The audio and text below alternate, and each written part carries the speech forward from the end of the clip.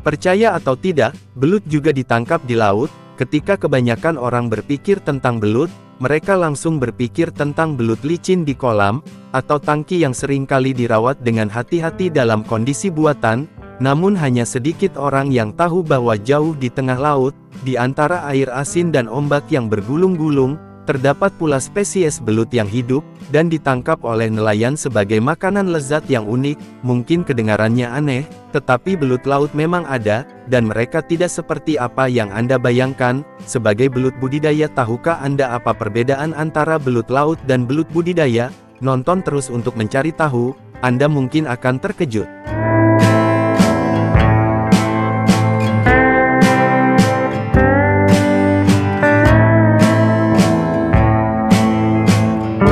Memancing belut di laut mengharuskan nelayan menggunakan keramba khusus, biasanya berbentuk silinder panjang bukan jaring seperti ikan lainnya, karena belut memiliki kebiasaan bersembunyi, dan lebih menyukai tempat yang sempit dan gelap, maka kandang yang berbentuk tabung, akan merangsang mereka untuk merangkak masuk dengan lebih mudah.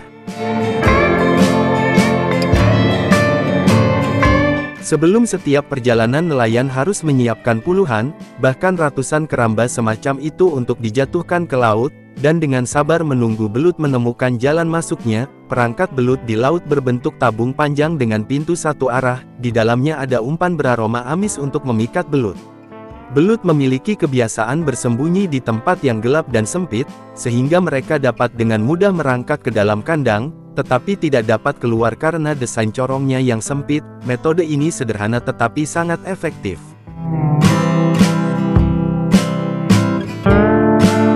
Setelah keramba penuh dengan belut, nelayan segera menarik keramba keluar dari air, dan menuangkan belut ke dalam tangki air yang ditempatkan di perahu, agar mereka tetap hidup hingga mencapai tepi pantai. Setelah dipindahkan dari perahu ke pantai, belut segera dimasukkan ke dalam karung jaring khusus, lalu diangkat ke truk atau dibawa ke tempat penyimpanan di dekat pelabuhan. Seluruh proses berlangsung secara mendesak dan sinkron, untuk memastikan belut tetap segar siap untuk tahap pemrosesan dan persiapan.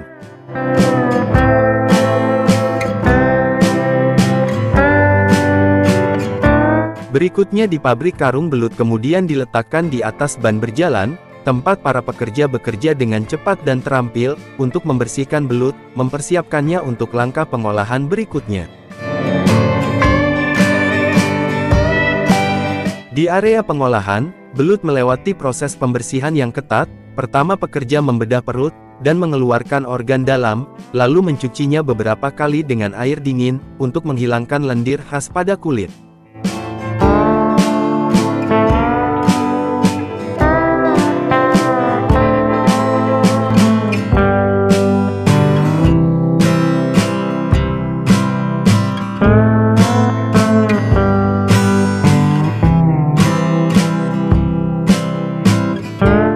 Bumbu rendaman belut biasanya direbus dengan air garam, micin, dan jahe, lalu didinginkan, sebelum merendam belut untuk mempertahankan rasa segar dan mengempukkan dagingnya. Sebagian belut yang sudah dibersihkan akan langsung dimasukkan ke dalam proses pemasakan, membantu menjaga rasa alami dan kesegaran produk. Potongan-potongan belut setelah dipotong dan diolah, disusun rapi sesuai jumlah standar di setiap kotak. Selain produk belut kalengan yang praktis, produsen juga mengembangkan sepotong belut utuh yang diberi saus, yang mempertahankan setiap potongan daging belut yang padat dan segar. Melalui proses perendaman yang rumit, setiap potongan belut direndam dalam rempah-rempah khusus, yang dicampur dengan saus dengan rasa manis, sedikit pedas dan aroma kuat yang khas. Setiap potongan belut lunak saat dimakan lembut dan lezat, membuat pemakannya tidak bisa menahannya, apalagi jika disantap dengan semangkuk nasi putih hangat, membuat santapan terasa lebih lengkap dan memikat dari sebelumnya.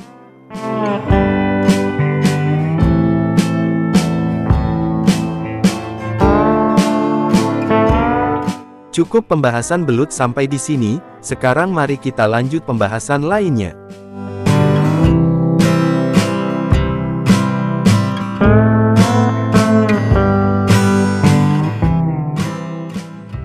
Bayangkan seekor hewan sekuat tank, secepat Ferrari. Inilah bison Amerika, makhluk yang dulunya berkeliaran bebas dalam kawanan yang tak terhitung jumlahnya, dan kini menjadi pusat konservasi dan kuliner. Ikuti saya dalam perjalanan luar biasa, melintasi padang rumput liar peternakan yang cermat, dan pemrosesan mutakhir, untuk mengungkap kisah lengkap tentang bison.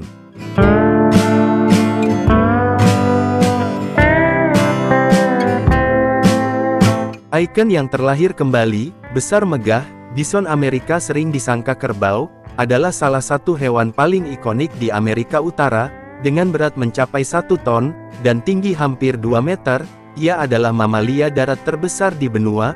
Bison telah menjelajahi padang rumput Amerika Utara selama ribuan tahun, dan meskipun badan mereka besar, mereka ternyata atletis, mampu berlari pada kecepatan 55 hingga 60 km per jam, mereka dapat berlari lebih cepat dari kebanyakan manusia dalam hitungan detik, dengan punuk yang lebat, tanduk yang melengkung, dan rangka yang kuat.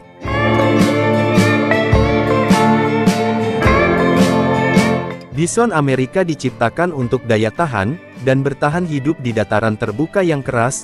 Bison hidup dalam kawanan yang terstruktur, dengan hierarki yang jelas, tetapi jangan biarkan penampilan mereka yang tenang menipu Anda. Bison adalah hewan liar, dan ketika merasa terancam, mereka dapat menjadi sangat agresif.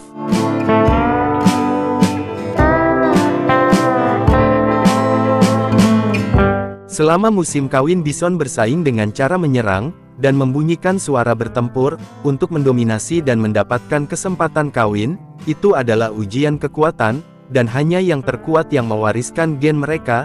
Namun peran bison lebih dari sekedar kekuatan kasar dengan merumput, dan berkubang dalam debu. Mereka membantu menganginkan tanah, menyebarkan benih, dan menjaga keanekaragaman hayati padang rumput. Perilaku alami mereka meniru pembakaran terkendali, membantu memulihkan padang rumput, dan mencegah pertumbuhan berlebih, sehingga memberi manfaat bagi ratusan spesies lainnya.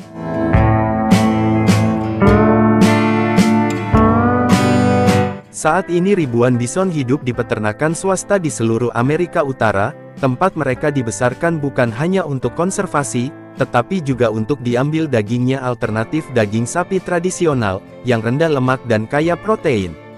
Setiap kawanan dikelola dengan hati-hati, dan dipasangkan untuk pembiakan, memastikan keragaman genetik, dan kesehatan spesies dalam jangka panjang.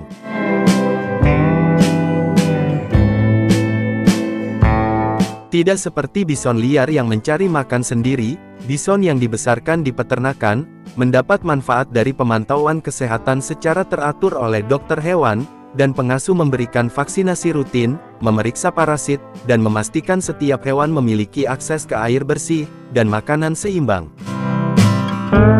Bison biasanya digembalakan di padang rumput alami, tempat mereka memakan rumput herbal dan tumbuhan liar, menjaga pola makan mereka sedekat mungkin. Dengan pola makan liar mereka, para petani dengan hati-hati, memberi makan bison dengan campuran padang rumput alami, jerami, biji-bijian, dan suplemen vitamin, untuk memastikan kesehatannya, terutama selama bulan-bulan dingin, ketika penggembalaan terbatas.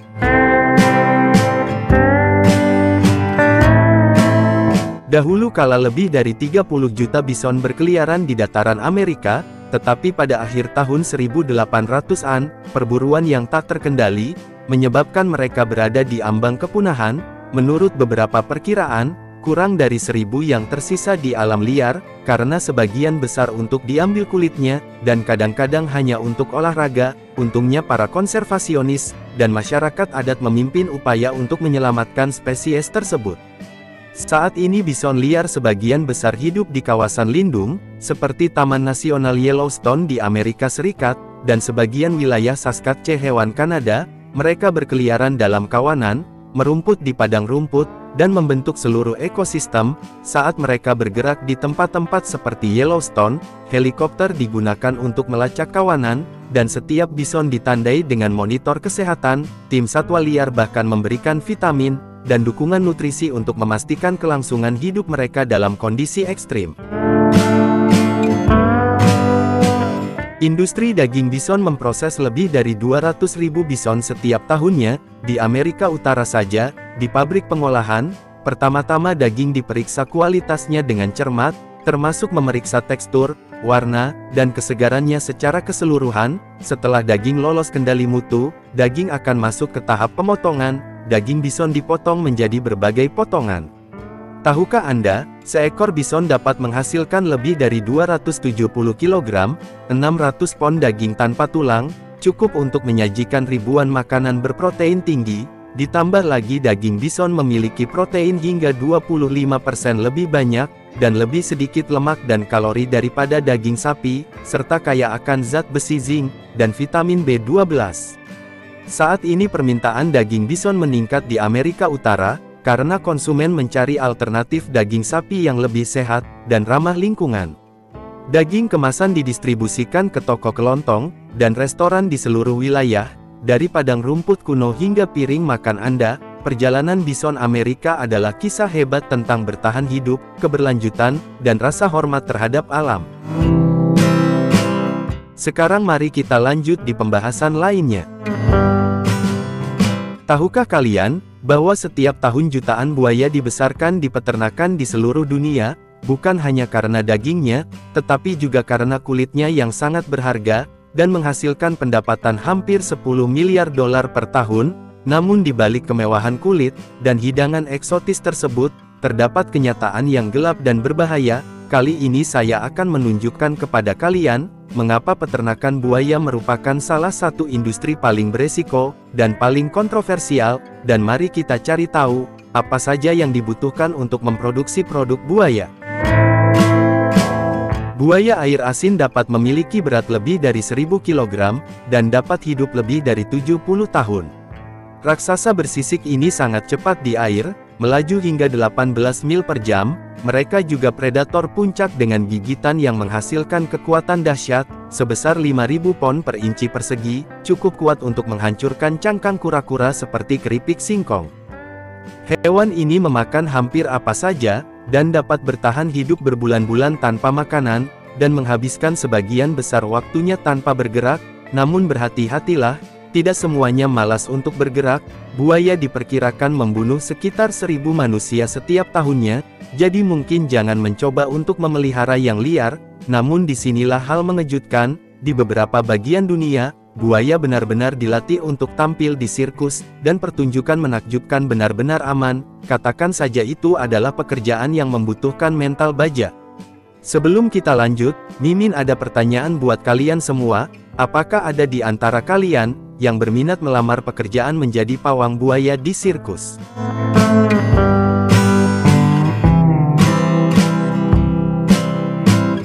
Buaya hidup di sungai, danau, dan bendungan di beberapa wilayah Amerika, Asia, Afrika, dan Australia. Beberapa buaya dari Australia hidup di air asin. Untuk membudidayakan buaya, pemburu seringkali masuk jauh ke rawa-rawa tempat buaya tinggal, dan diam-diam mengambil telur dari sarangnya. Ini seperti perburuan telur paling beresiko di dunia, karena induknya dapat berbobot setengah ton, dan memiliki 60 alasan kuat untuk tidak mengganggunya. Setelah telur buaya yang berharga itu dikumpulkan, mereka dipelihara dengan hati-hati di dalam ruangan. Ketika mereka cukup kuat dan siap untuk meregangkan kaki bersisik itu, mereka dilepaskan ke tempat yang lebih besar dan lebih alami. Peternakan buaya sangat populer di tempat-tempat seperti Australia, Thailand, China, dan beberapa wilayah Afrika, yang menjadikannya sebagai bisnis sekaligus objek wisata. Salah satu bentuk yang paling umum adalah kolam tanah buatan yang luas. Sebagai predator puncak, buaya dibudidayakan dengan berbagai cara. Peternakan di Brazil kerap memanfaatkan kandang melingkar, dengan penutup di bagian atas, sementara peternakan di Cina, umumnya memiliki kandang yang lebih besar, dengan ruangan cukup dan kolam di tengahnya. Area ini dirancang untuk memberi buaya cukup ruang untuk bergerak, berjemur di bawah sinar matahari, dan berenang kapan saja mereka mau. Beton memudahkan pembersihan dan pengendalian kebersihan, sementara kolam membuat semuanya terasa alami. Setiap peternakan memiliki lusinan kandang seperti ini. Tempat buaya dipisahkan berdasarkan usia, berat, dan ukurannya. Jadi mengapa peternak mempertaruhkan nyawa dan anggota tubuh untuk membesarkan buaya raksasa ini dalam skala besar? Tentu ini bukan hanya untuk sensasi, alasan utamanya adalah keuntungan besar. Buaya adalah bisnis besar. Kulit mewah mereka digunakan untuk membuat tas, sepatu, dan ikat pinggang mewah, yang dapat dijual hingga ribuan dolar, dan jangan lupakan dagingnya yang dianggap sebagai makanan lezat di banyak tempat. Makanan buaya budidaya terdiri dari daging babi, daging sapi, ayam, dan ikan hidup. Untuk membantu buaya mudah beradaptasi, makanan mereka sering digiling atau dipotong menjadi potongan-potongan yang lebih kecil. Setelah mereka sedikit lebih besar, buaya diberi makan makanan yang lebih besar seperti kepala ayam, atau potongan ayam mentah. 2 ekor buaya yang menetas pada waktu yang sama, dapat memiliki berat dan ukuran yang berbeda, meskipun diberi makanan dalam jumlah yang sama. Itulah mengapa penting untuk membangun pola makan yang berbeda pada setiap tahap usia. Makanannya akan segera berubah menjadi ikan besar, dan ayam utuh, karena buaya kini telah berevolusi menjadi monster dengan perut raksasa. Mereka akan selalu lapar saat mencium bau amis, jadi bersikap sabar dan bersikap perlahan saat waktu makan, adalah hal yang tidak mungkin dilakukan. Untuk memastikan lingkungan perkembangbiakan yang optimal bagi pembudidaya buaya, sebarkan lapisan pasir tebal di area bersarang, sehingga buaya betina memiliki tempat untuk bertelur. Para peternak kemudian pergi, dan mengumpulkan telur-telur yang telah dikubur induk buaya di bawah pasir. Pengambilan telur biasanya dilakukan pada malam hari, atau saat induk buaya sedang sibuk di tempat lain jauh dari sarang. Segera setelah dipanen, telur akan dicuci dengan lembut, dan ditutup dengan lapisan pasir bersih dalam kotak busa besar, atau baki plastik, untuk menciptakan lingkungan bagi telur untuk terus berkembang. Mereka kemudian disimpan pada suhu antara 29 derajat Celcius, hingga 34 derajat Celcius dengan kelembaban yang terkendali. Untuk mengoptimalkan tingkat penetasan sejak masa inkubasi hingga penetasan, dibutuhkan sekitar 65 hingga 90 hari. Hal yang paling menegangkan adalah menangkap buaya. Jelas bukan pekerjaan satu orang, dibutuhkan seluruh tim, banyak koordinasi, dan tetap saja tali-tali itu dapat menghabiskan banyak waktu dan tenaga. Itulah sebabnya di banyak peternakan buaya, orang beralih ke metode yang lebih efisien, menggunakan denyut listrik yang terkendali. Usia ideal untuk memanen buaya budidaya adalah antara 2 hingga 2,5 tahun. Untuk mengutamakan keselamatan peternak dan meningkatkan kecepatan panen, peternakan di Cina umumnya menggunakan batang listrik untuk menyetrum buaya. Beberapa peternakan akan membeli buaya muda untuk dibiakan, guna memperluas peternakan. Selain itu, buaya dewasa dikirim ke fasilitas pemrosesan profesional, proses pengulitan dan pemrosesan.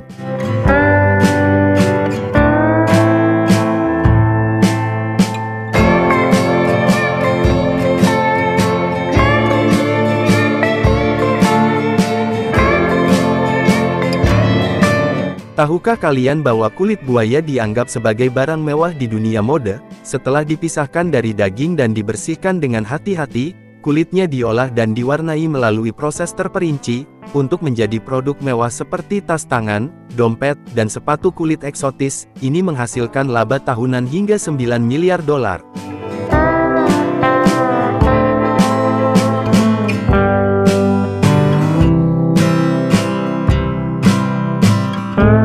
Mengolah daging buaya di pabrik bukanlah pekerjaan mudah. Daging dibagi menjadi beberapa bagian, seperti ekor, punggung, dan kaki. Semuanya terkenal empuk, rendah lemak, dan kaya nutrisi. Beberapa pabrik bahkan mengubah daging buaya menjadi sosis. Setelah daging dipisahkan dari kulit, dan dibersihkan secara menyeluruh, daging tersebut dikemas dalam vakum agar tetap segar. Setiap paket ditimbang dengan hati-hati, dan diberi label dengan semua informasi yang diperlukan, hingga siap didistribusikan ke pasar, dan restoran tempat ia disajikan sebagai makanan lezat yang unik dan eksotis. Nah, bagaimana menurut kalian tentang peternakan buaya ini? Apakah ada di antara kalian yang berminat untuk membudidayakan buaya? Dan bagi kalian yang sudah mencicipi daging buaya, beritahu kami seperti apa rasanya. Dan sekarang mari kita lanjut di pembahasan lainnya.